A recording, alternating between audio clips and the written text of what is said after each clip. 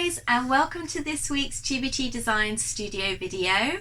Today I thought it would be nice, that seeing as autumn is starting to creep in, if we made some foiled stickers in a Christmas design. So I plan to use these stickers to seal up my envelopes and to also add a little extra sparkle to my Christmas wrapping as well. Today I am going to be using stickers from Evergreen Goods, my Patsy May foil it machine and the matching Patsy May foils, my Brother laser printer, my Affinity designer software, and also my new Canon IP8750 printer. I'm going to drop links for all of these down below so you'll be able to have a look and perhaps do some yourself. But let's get into it and create some lovely stickers. The first step is importing the background into Affinity Designer, and I've gone for this nice snowy one, and then I'm going to create a large offset for the actual sticker itself. This just means that the laser printer and the inkjet don't have to match up 100% and you'll still get the background throughout all of the sticker. So that circle there is going to be the sticker size itself, and then inside I am going to add some text. So the easiest way to do this in Affinity Designer is to use the special text frame tool, and here you can see me just popping it on there, and I'm changing up the font to a nice Christmassy one. This one is Mountains of Christmas and it's a commercial font, and I'm going to add a little bit of extra text at the bottom, just obviously personalizing the stickers and then making sure that it's all central, and I am going to choose a contrasting text. So I'm just scrolling through all the thousands of different texts that I use to find one that looks nice.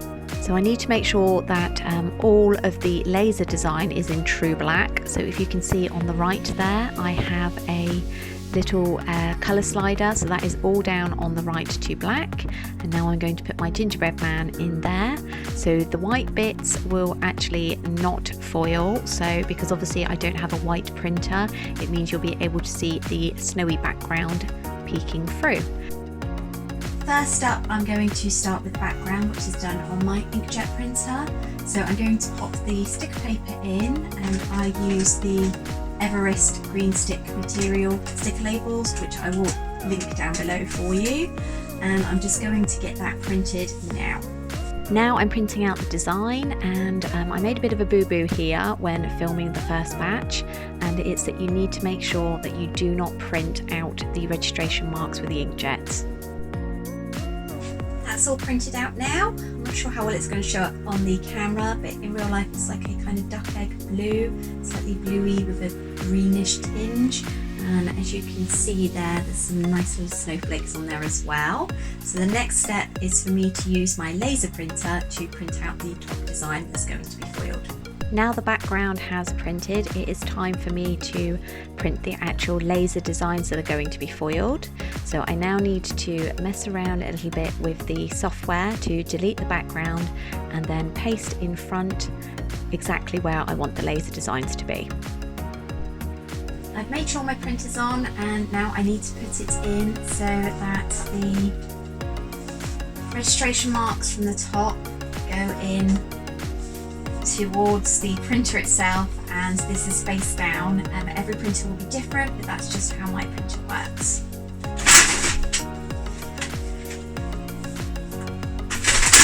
Now each laser printer will have slightly different settings, and the most important thing is to make sure that you have your registration marks printing on the laser setting, not the inkjet, as this is the important part. So as you can see, I've managed to laser print upside down. In theory, fingers crossed, it should be okay because I centralised the design and it's a round sticker, so hopefully that will be okay. I'm going to cut these now before I run them through the foil machine. It's personal preference, some people prefer to foil afterwards. It's just I have a habit of forgetting to cover over the registration marks when I foil first, and then the foiling process can damage them. So let's get that cut on the silhouette. First up, I'm loading the stickers onto the cutting mat and then loading it into the silhouette machine. Now I'm adjusting all of my settings for the sticker paper. Each machine's a bit different, so you'll need to check yours to make sure that it cuts through. It needs to do a kiss cut, which means that it will just cut around the stickers but not the backing. And here's the silhouette getting to work.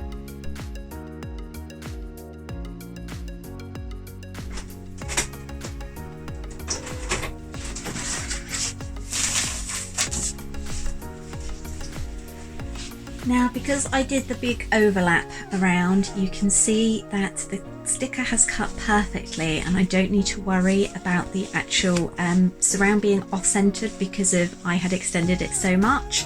So the next stage would be for me to get these foiled. So let's hop to it. So I have a foil it machine which is made by Patsy May. I have just turned it on and set the temperature to 155 degrees Celsius. And now the noise you can hear there is the fan itself heating up. So I'm going to leave that for 10 minutes whilst I get everything else ready. My designs have all been cut, kiss cut on these silhouettes. I have this here, which is a microfiber cloth that I will use to make sure there's no dust on top of the design, especially on the laser parts. And then I have the foil that I'm going to use. This is also Patsy May foil it as well. I'll drop a link down below where you can get that. And lastly, I have a mink transfer folder. You don't have to use one of these. I did just used to use a piece of folded A3 paper.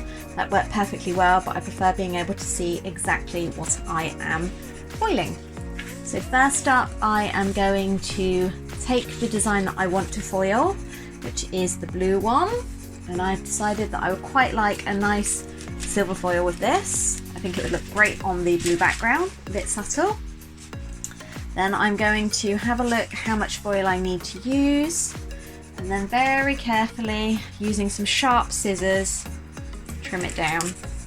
If you don't use sharp scissors, then you end up tearing the foil and it marks on the other side, which can then cause problems when you come to foil it, because the foil won't stick properly to the foil. So you should be having a look on the other side. If there's any scratches on the foil, then discard it and don't use it. Then I am going to take my transfer folder, pop it here. It's completely up to you and the machine you're using as to how you want to feed yours in. I like to put my A4 ones in, so this part here will go into the machine, and I like to put the actual design in that way. It takes a lot less time than putting it in the other way. It just seems to work better for my foiling. So I'm going to put that right there, and then before I put the foil on top, I'm going to very lightly and very carefully just go across where the laser print is with my microfiber cloth, being careful not to scratch it and just making sure that I've got rid of most of the dust on there. Then the foil that I use needs to be foil side up or shiny side up. Just make sure that the whole of your design is covered, and then carefully pop over your transfer sheet.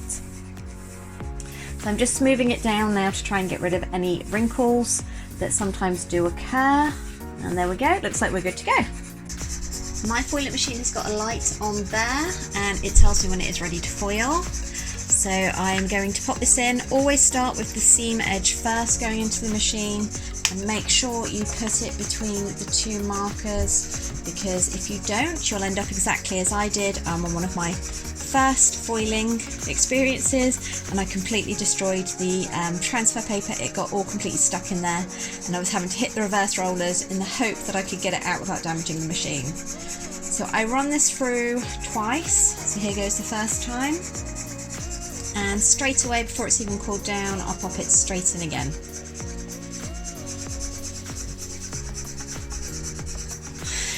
And then I open up the transfer tape. Some people like to transfer folder, sorry. Some people like to wait until it is completely cooled down.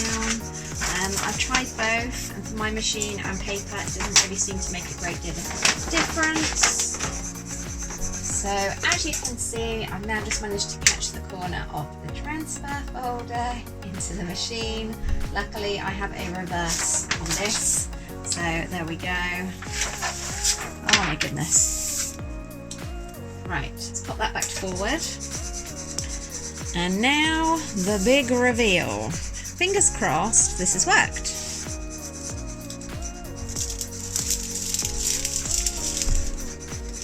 Oh, I never get bored of that noise. So this has worked really well, and I'm not sure if you can see here. There's a few tiny little spots that it's not transferred perfectly, but not too many. So the last step is to obviously peel off the surrounding sticker that we don't need.